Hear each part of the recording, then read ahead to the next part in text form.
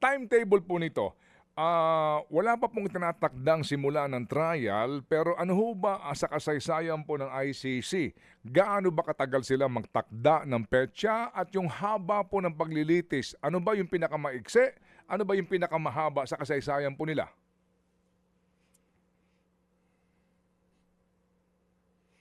Attorney. Ah, yung pong preparasyon po para sa trial proper, base lang sa mga ibang kaso, it will take po anywhere from 6 months po hanggang 1.5 years. So ang estimates lang naman po to, base po sa mga ibang mga kaso. So ang pwede pong maaga ay October of this year, pwede pong latest ay October of next year, 2027. Ngunit, sanay po ng mga biktima ay gusto po nilang magsimula na po ang paglilitis.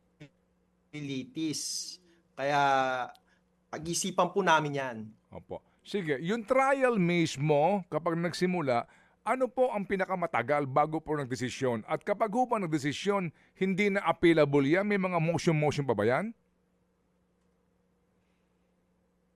Okay, kung ang decision po sa whether guilty or not, yan po ay naa-appeal pa po. Okay. Ang decision po ng trial chamber sa whether guilty or not guilty, naa-appeal pa po yan sa appeals chamber. Opo, na automatic po yan yung pwede pong diretso sa appeals chamber po. Okay. And then, hanggang ilang appeal po ito, attorney? Sorry po, masyado ho kaming matanong sa isyong ito. Opo.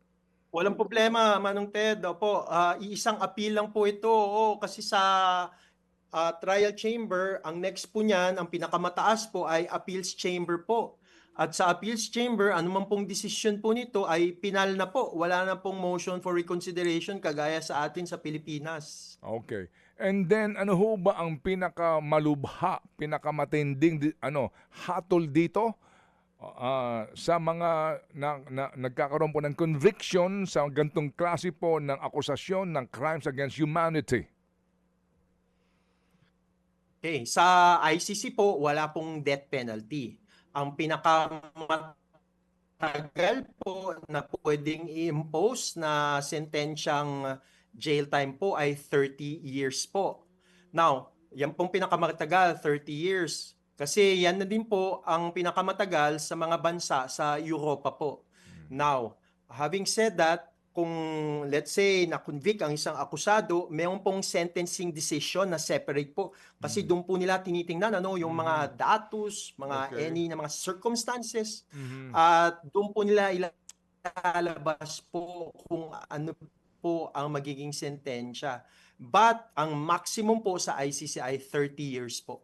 Mga kapatid, para sa iba pang mga balita at impormasyon, sundan niyo po kami sa X, Instagram, Facebook at syempre sa TikTok, True Network PH. Mag-subscribe din po kayo sa aming YouTube channel, True Network. May website din po tayo, truenetwork.ph, at pwede niyo rin po kaming mapanood sa Channel 19 ng aming True FM TV. Lagi pa rin makinig sa radyo dito po sa 105.9 True FM dahil dito, lagi po sa'yo, kapatid. Dito tayo sa